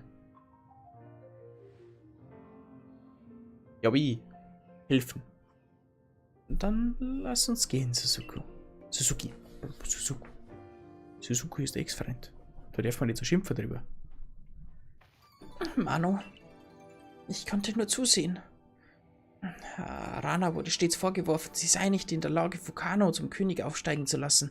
Alle im Peer-Clan haben das gesagt. Daher schlug ich es vor, es mit einem besonderen Training zu versuchen, doch das verängstigte es nur. Sie erklärte mir, dass das Kleine den Tod seines Vaters mit eigenen Augen gesehen hatte und sein Herz dadurch tiefe Wunden davon getragen habe. Würdest du es angesichts dessen für eine Wächterin als angemessen halten, im Kleinen ein hartes Trainingsregiment aufzubürden? Das hat sie mich gefragt, sie wirkte so wütend. Und als Akani dann zum König wurde und in Rage geriet, konnte ich nichts tun. Ja, super, einfach auf Outdruck, weil das geht weiter. Freilich, Manuel. Obwohl ich erst später dazugekommen bin und außer den Ruhegaben nichts beigetragen habe, hast du also so eine nette Worte für mich übrig, Mano? Deren bin ich nicht würdig. Ich war noch sehr jung, als ich Oberhaupt wurde und ich wusste nicht, in welche Richtung ich den Perlclan führen sollte. Deshalb habe ich krampfhaft an unseren uralten Bräuchen und Städten festgehalten, auch wenn ich dafür als altmodisch bezeichnet wurde. Doch dank dir ist das nun endlich klar geworden, was ich will. Ich möchte Hisui beschützen. Ich würde gern bald wieder gegen dich kämpfen, Mano. Wenn ich an der Seite meines Partners in Kampf ziehe, kann ich hoffentlich die Stärke erlangen, dir zu helfen. Und mit jedem Mal habe ich das Gefühl, dass meine Werte ein Stück größer werden. Was? Weltwerte? Ja, keine Ahnung. Schon wieder habe ich etwas von Rana gelernt. Ich muss mich später bei ihr bedanken. Außerdem will ich dringend wissen, was zwischen ihr und Suzuki vor sich geht. Aber ich muss jetzt hier weg. Es ist viel zu heiß. Auf Wiedersehen, Mano.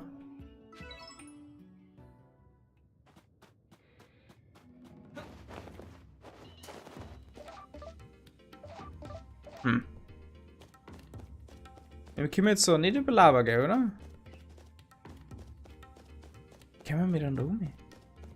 Will you verarschen mich?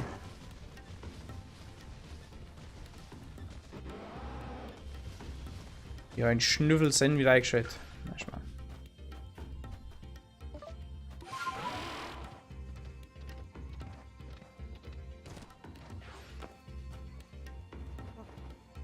Okay, du wirst doch wohl da jetzt Afrika China. Himmel Blitz.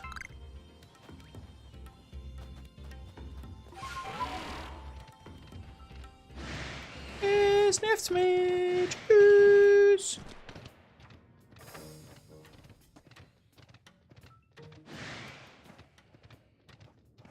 Hossa!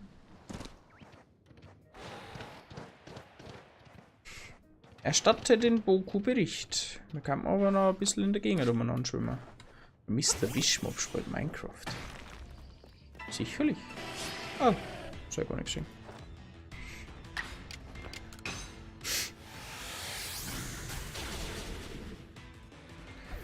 Geht doch! Geht doch! Schwarzauge zieht. Was ist denn das für ein Tromborium?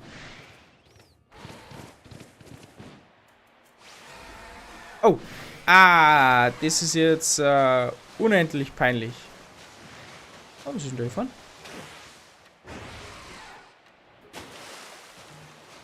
Hallo? Hallo, liebe Insel? Ah, Kissen drauf. Da ist mehr drauf.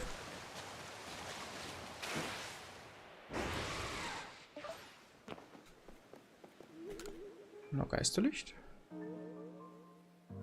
Und ein paar Schatzkissen.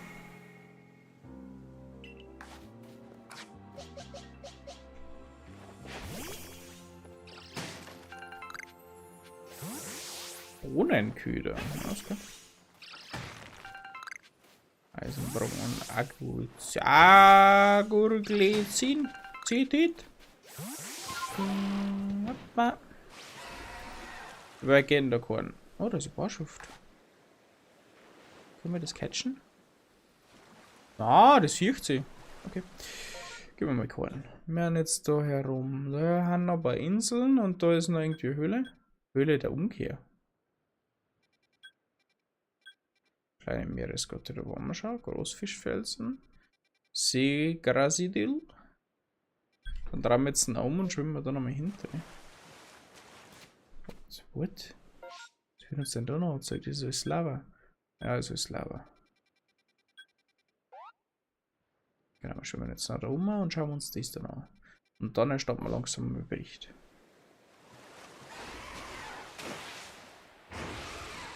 Ah! Okay.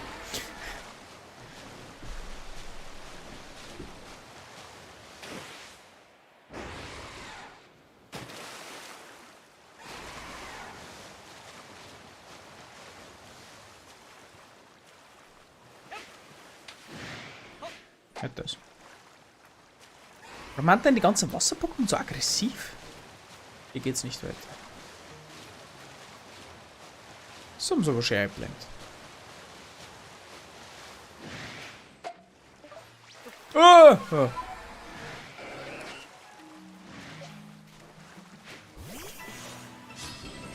Da können sie das fangen. Ah.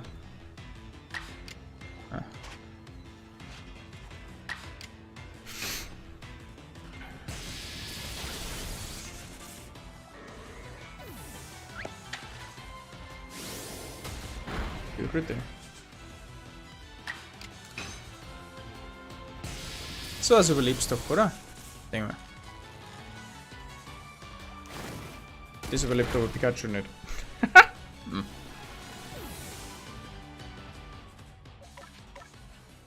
Shit.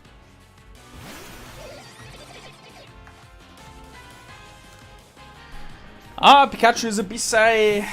Geht irgendwie ein bisschen unter langsam. Es ist zwar ein anderes Teammitglied noch geplant, das für Pikachu später ersetzt wird.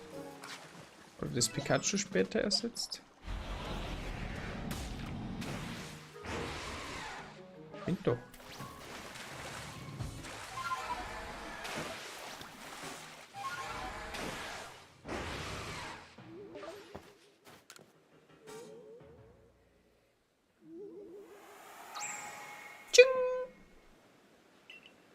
Höhle der Umkehr. Haben wir noch so Flugbälle? Ja, 8.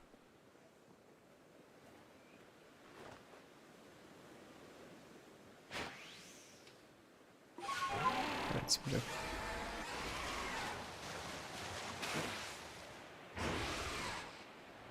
Oh oh. Ah, Gesundheit, danke. Danke, danke.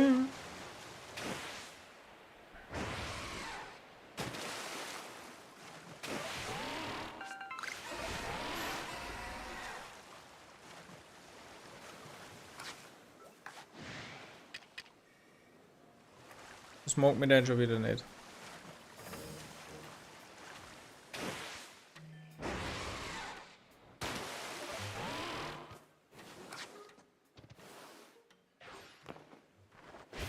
Was habe ich denn schon wieder angestellt? Ich weiß es ja auch nicht.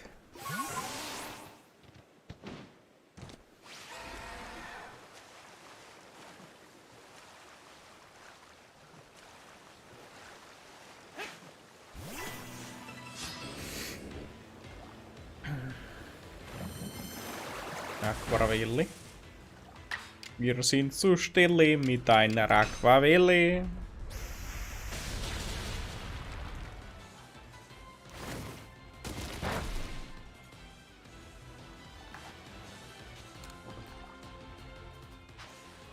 Bitte, merci.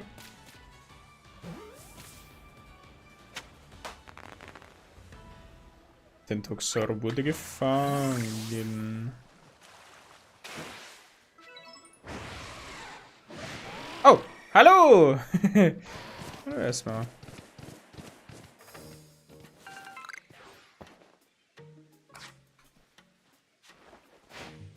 Mein Name ist Manuel, wie heißen Sie? Octillery. Okay. Ups. That hurts.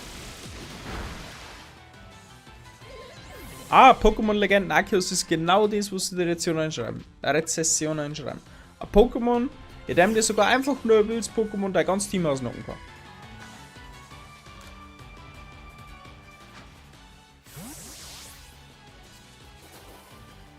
Ich muss jetzt definitiv Typ-Bälle abholen. Das ist es.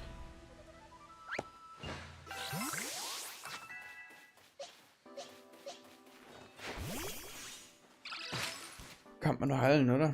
Ja, genau. Super.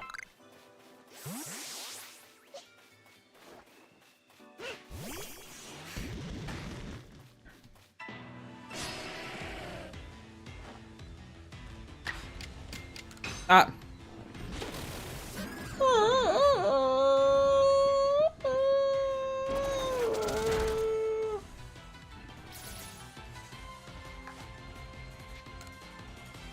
Mach's gleich.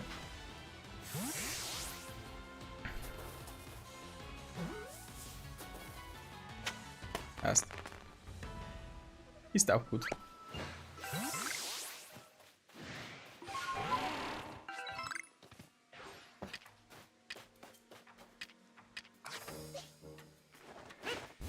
Seemobs.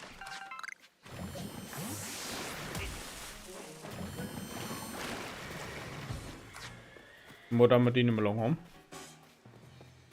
Empoleon? What?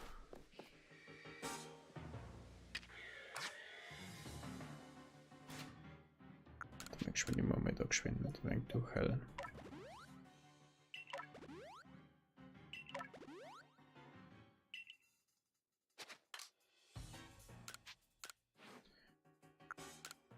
Na, kann man nicht erstellen, wir gehen Viertel auch.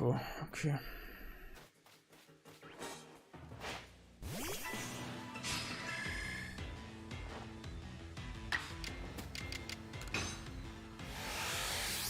Boom.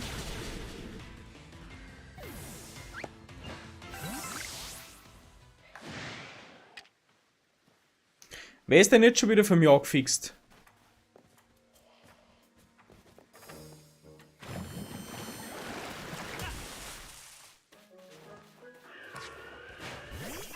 Jetzt das Stop-Power, das kannst du jetzt mal ganz schnell knicken.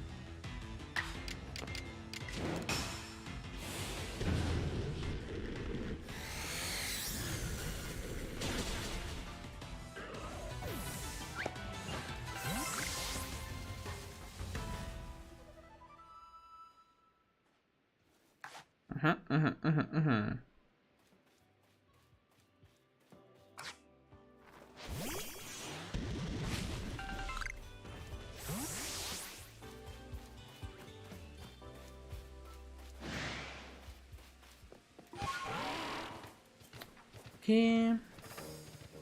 Das ist kein guter Ort, um mich zu verstecken. La la la la la la la. Mich snitzt du einer von mir.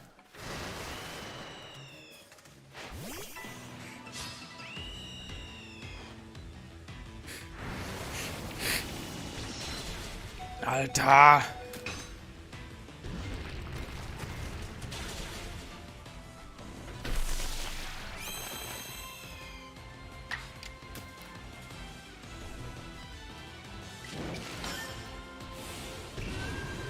Nee, Tempotechnik.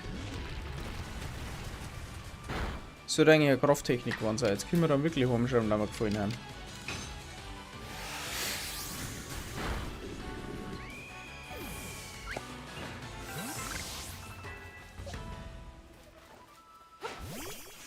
Emanuel, bist du noch da? Wir reiten aber in Galandi.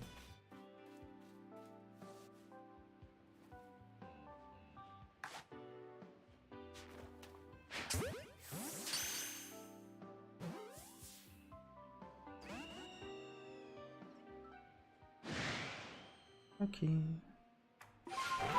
Kurz rauchen können wir wieder. Alles klar. Gut Rauch. Ich geh jetzt dabei mit zurück, weil wie wahnsinnig. So. Prof.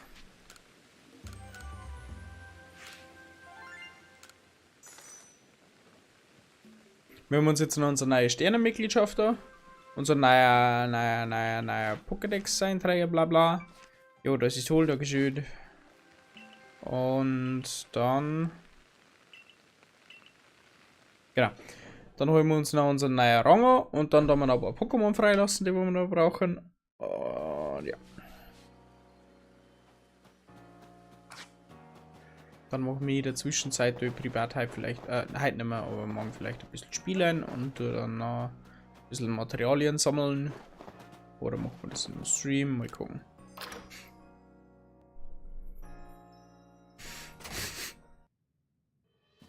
Chefin! Wenn aber dann einige Missionen zu machen. Oh, wir haben Georg verschnitten. Uns Staraptor. Ich erkenne deine Fortschritte. Ich erkenne deine Fortschritte an. Damit hast du dir einen neuen Mitgliedsrang erarbeitet.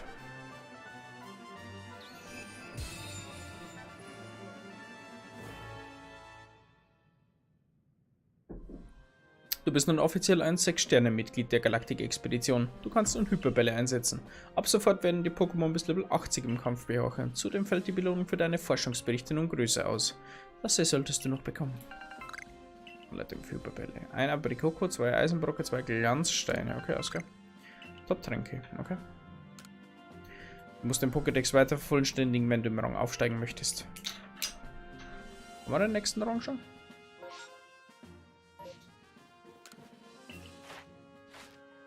Na, haben wir noch nicht. Ja. Aber Versuch wert. Ja, dein Boku. Sind Sie da? Mein Name ist Manuel und ich kann Ihnen gerne helfen. Hallo. Setz.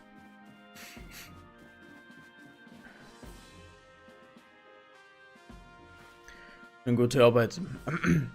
Gute Arbeit im Kobold-Küstenland. Du hast nicht nur der Galaktik-Expedition, sondern auch dem Perlclan damit einen großen Dienst erwiesen. Es wäre durchaus wünschenswert, wenn deine Bemühungen auch Einfluss auf den Riss im Raumzeitgefüge hätten. Wären wir imstande, den Riss zu schließen, würden sich damit möglicherweise auch die Zweifel in Luft auflösen. Allerdings habe ich nicht die geringste Ahnung, wie genau man das anstellen könnte. Ich auch nicht. Soweit so diszipliniert.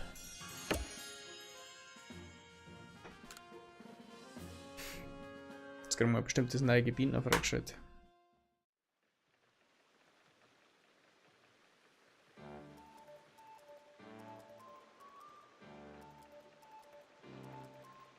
Meine Kartoffelmochi haben heute eine leicht andere Note, weil sie in den Flammen eines Pokémon gerüstet wurden. Wohl bekomm's. Oh, ich hätte so gerne einen Moment erlebt, in dem ein Pokémon zum König aufsteigt. Ehrlich gesagt, kann ich sie mir nur schwer auf dem Rücken von Salbagnis vorstellen. Ich kann auch nicht mal einen Ball richtig werfen. Oder einem Pokémon ausweichen, selbst wenn mein Leben buchstäblich davon abhänge. Glaubt hier wirklich jemand, dass ich nur eine Sekunde auf Salmagnis über die Wellen reiten könnte? Nichtsdestotrotz. Wer sich stets bemüht, dem wird's am Ende entgolden. Entschuldigung. An diesem Sprichwort halte ich mich. Irgendwann werde ich auf meinem Pokémon reiten und meine Erfahrungen dann im Pokédex festhalten. Das war so. Am nächsten Tag.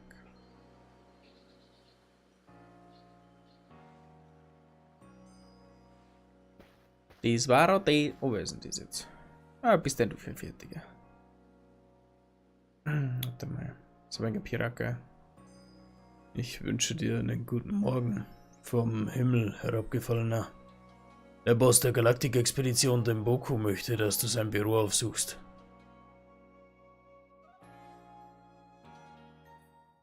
Wo geht's hin? Ah, ist der Junge wieder da. Mano, ich habe eine neue Mission für dich. Besänftige den König der Höhle, Elektroball. Er befindet sich im Kraterberghochland. Elektroball ist in der Lage, Elektrizität in seinem Körperinneren zu speichern, dann stoßartig freizusetzen. Doch seit es in Rage geraten ist, verursachen seine Stromstöße gewaltige Explosionen. Um sicher zur Höhenstätte von Elektroball zu gelangen, benötigst du Hilfe des Perlclans. Ich habe Perla bereits im Moment mal. Egal wie viel ihr seid, mich könnt ihr nicht aufhalten. Oh, hallo. Ich meine, was? Das ist eine Dame. Hallo, Manu. Hallo, Londi. Hallöchen, ich bin der Boss der Galaktik-Expedition. Hier bin ich. Du hast doch sicher nur vergessen, mir eine Leitladung zu schicken, nicht wahr? Ah, Tsubaki. Du kommst doch nicht einfach so hier reingeplatzt. Wir haben gerade etwas Wichtiges zu besprechen. Genau deswegen bin ich hier. Wolltet ihr mich hier als Wächter von Elektroball etwa außen vor lassen? Das ist bereits geklärt. Manu wird den König der Hölle... Der König der Hölle! König der Höhle, für uns beruhigen. Autsch. Hältst du echt so wenig von mir? Oder vom gesandten Diamantclan? Und du glaubst wirklich, dass so eine halbe Portion Elektroball beruhigen kann? Tja. Ich möchte mich zu tiefstem Herzen dafür entschuldigen, dass dieser Rüpel hier eingefallen ist. Achso, das ist ein Kund! Ah, goddammit! Und dafür brauchst du dich nicht zu entschuldigen.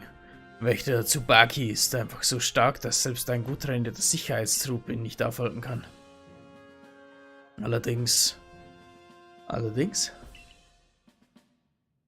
werde ich den Sicherheitstrupp nun einem noch härteren Training unterziehen müssen. Tsubaki, wegen dir wird der Sicherheitstrupp heute noch den Schlaf weinen. Expeditionsleiter Denboko kann seinen Sumo-Künsten ganze Felsen durch die Luft werfen. Lass uns zurück zum Thema kommen, Manu. Du beruhigst Elektroball. Tsubaki! Dich möchte ich darum bitten, zu helfen, falls es Probleme gibt. Und nun, macht euch auf. Dünne Luft und steile Pfade. Dünne Luft und steile Pfade, wir wandern auf der Gerade.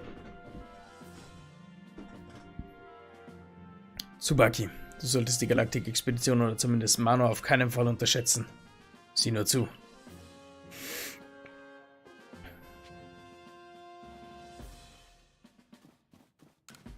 Dünne Luft und steile Pfade, wir treffen uns auf der Gerade.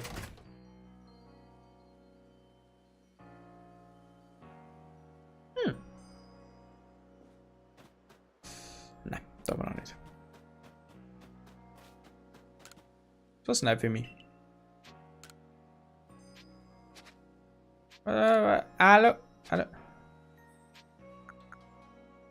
Mechanischer Eimer. 20.000.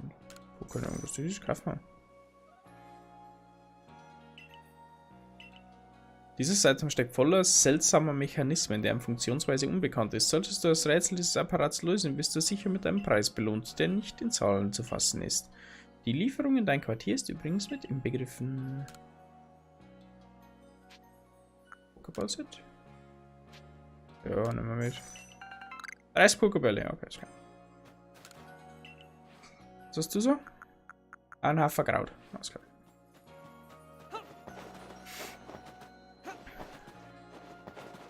Jeder hat ein bisschen aufgehabt für mich, glaube ich.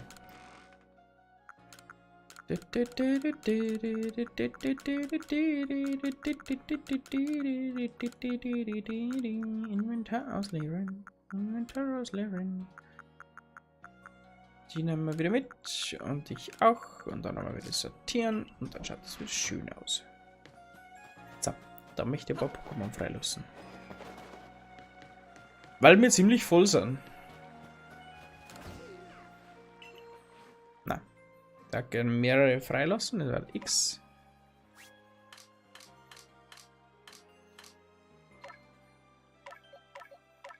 Und da können wir einfach mal, glaube ich, durchrushen.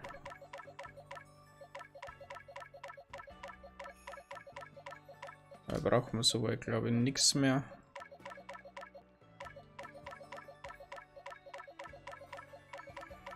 Bossgalopper lassen wir nochmal da. Ladegeil lassen wir nochmal da. Damit hier lassen wir da. Ah, leck.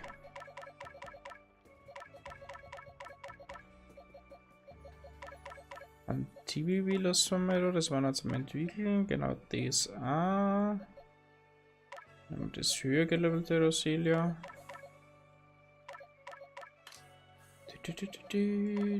Cognito lassen wir da. Janma lassen wir mal da.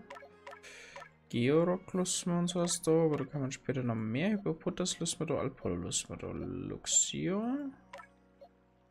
Luxra. Können eigentlich weg. Landi später. Ja, ist es jetzt ein Ja oder ist es ein Nein? Oder später, wenn es der Big Gay ist.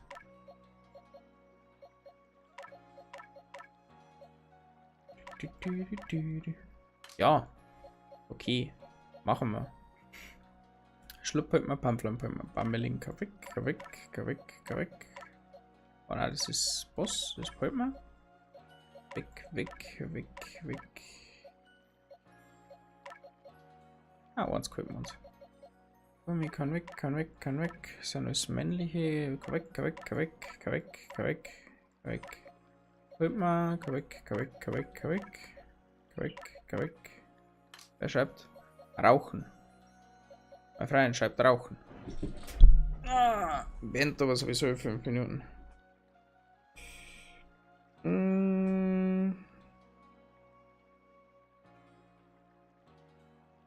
So. Dann noch ein Pokémon freilassen. Lil Mini holt mir dann am Schluss noch eins. Voilà. Guck mal das. Geh weg. Also weiblich, das holt man. Geh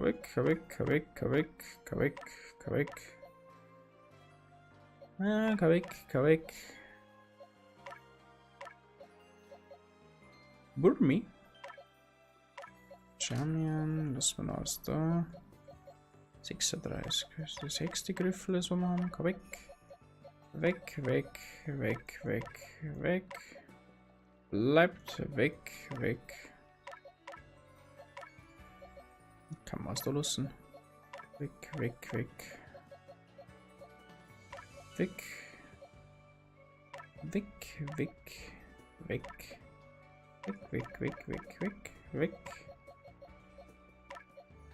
Was ist der Driftel noch da? Nein, lässt sich glaube ich da. Johannes, Gunzang, weg. Lassen wir aus da. Weg.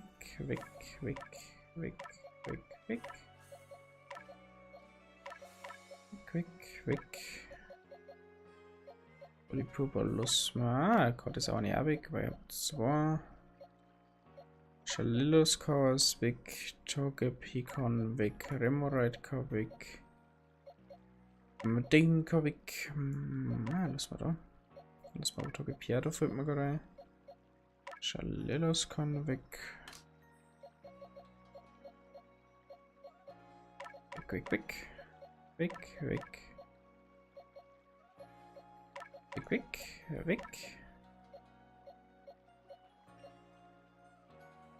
Puh. Weg. Da. Weg.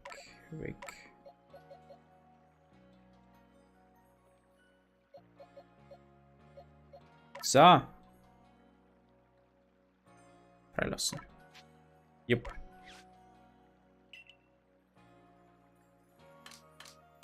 Ganz schön labern. Jetzt kriegen wir normalerweise noch was dafür. Hallo Mano.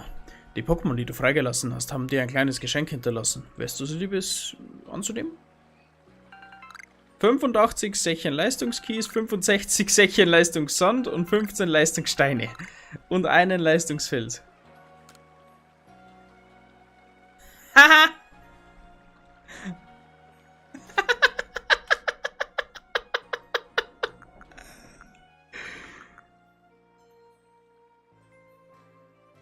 Nur gut.